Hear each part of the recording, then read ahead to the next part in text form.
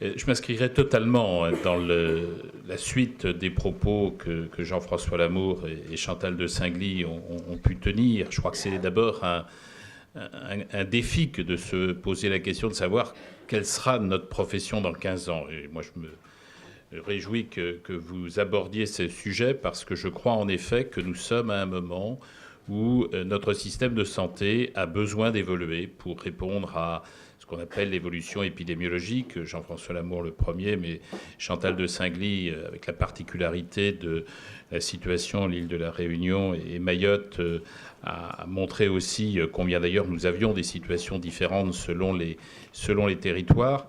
Ils ont tous les deux insisté sur des choses que l'on connaît, le vieillissement de la population, la montée des maladies chroniques. Et c'est vrai que nous allons avoir un système qui va devoir s'adapter, qui n'a pas été organisé pour répondre à ce besoin nouveau, qui doit en effet aujourd'hui conduire à des prises en charge au long cours et donc à des interventions pluriprofessionnelles.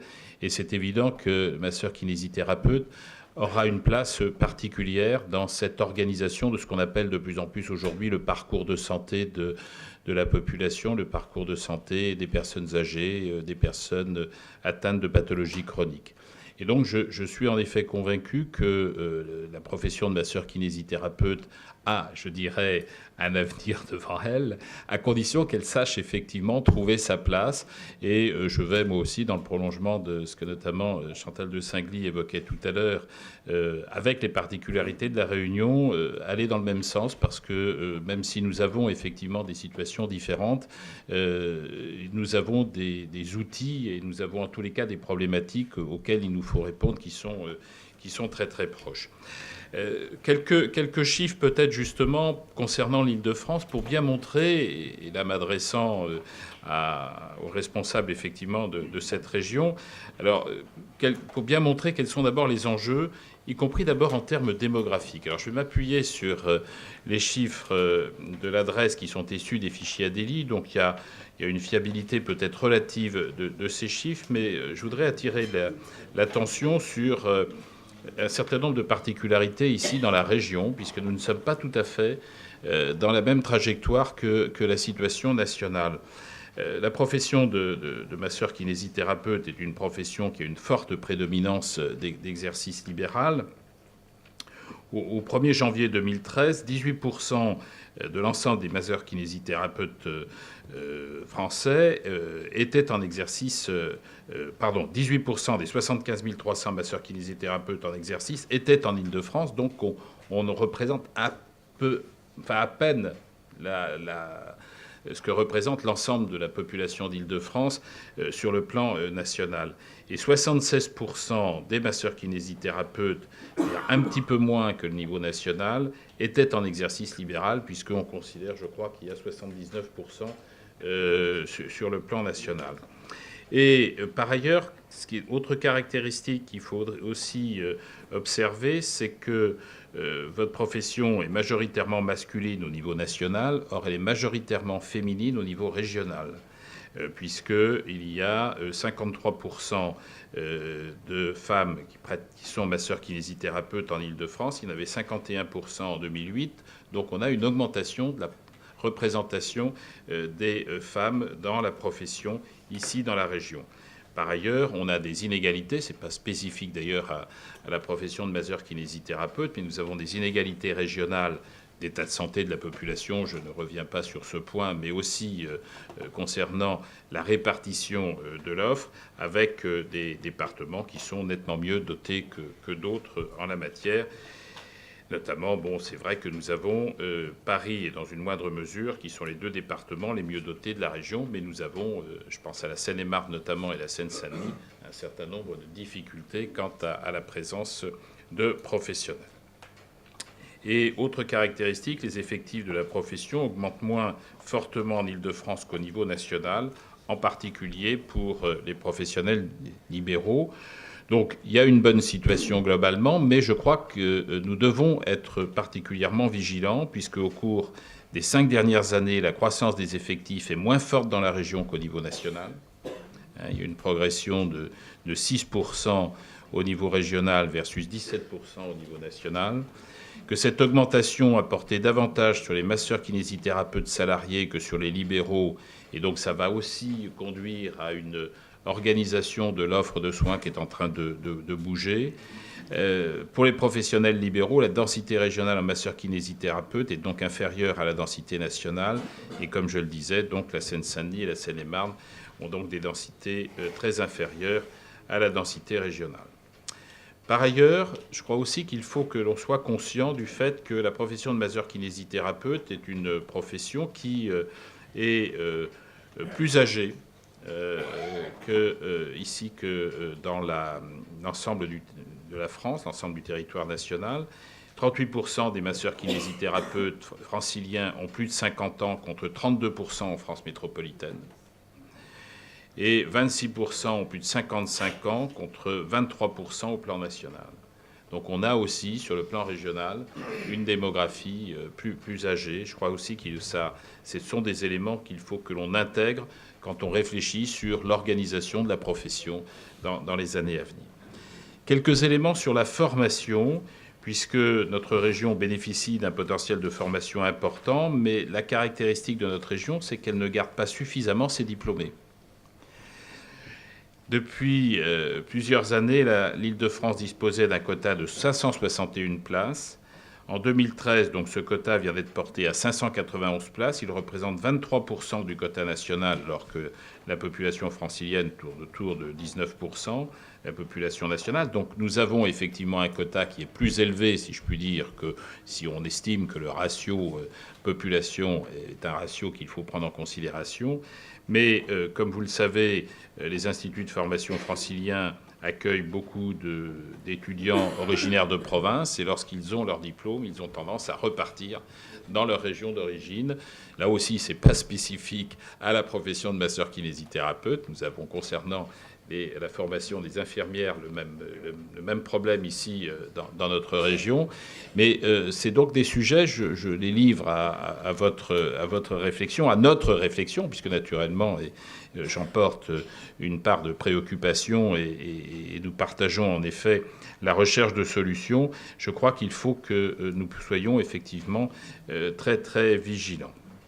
Alors, quelles peuvent être les réponses que l'on peut mettre en œuvre pour pouvoir adapter cette évolution aux besoins de la population, compte tenu justement, comme je l'évoquais et comme cela a été évoqué avant moi, le besoin de la population évolue et le masseur-kinésithérapeute, face à ce besoin de la population, aura naturellement de plus en plus sa place avec les autres professionnels.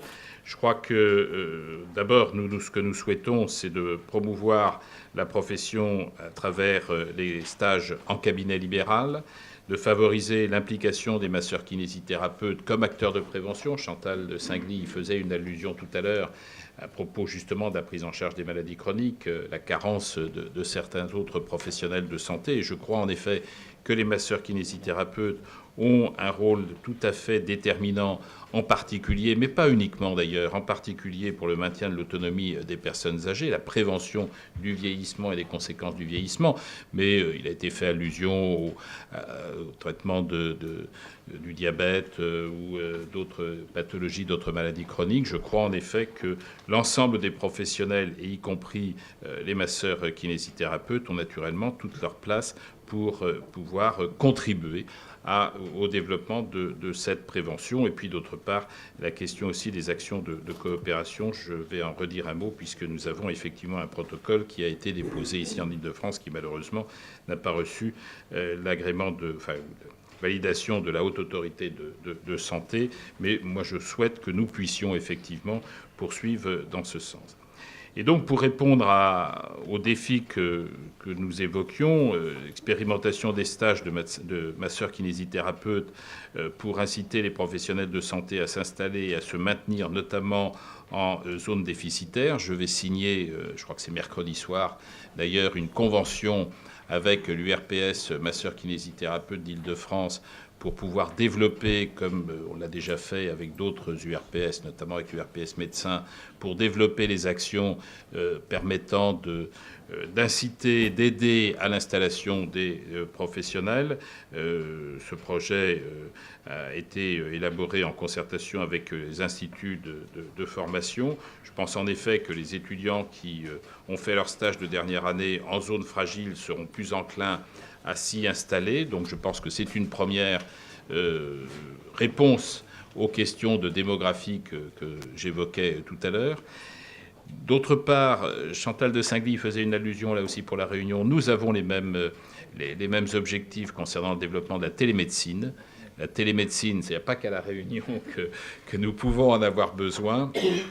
Elle est aussi essentielle et je pense que la profession de masseur-kinésithérapeute doit pleinement bénéficier des innovations technologiques. Un projet de télémédecine est actuellement en cours de mise en œuvre. Il s'agit d'une convention avec les services d'hospitalisation à domicile, santé service et le service de chirurgie orthopédique et de traumatologie de l'Institut hospitalier franco-britannique, donc à Levallois-Perret, et avec la clinique Argot à Paris, l'objectif étant d'améliorer la prise en charge post-opératoire orthopédique en hospitalisation à domicile, sécurisée donc par la télémédecine. Je crois que nous avons la possibilité, là aussi, d'optimiser les compétences et de faire face, dans le cadre de l'évolution de la profession, de faire face aux défis. J'évoquais la question des coopérations interprofessionnelles. C'est un enjeu qui ne concerne pas que les médecins, les masseurs kinésithérapeutes, mais qui malheureusement, justement, on voit bien qu'y compris sur d'autres professions, a du mal à se développer.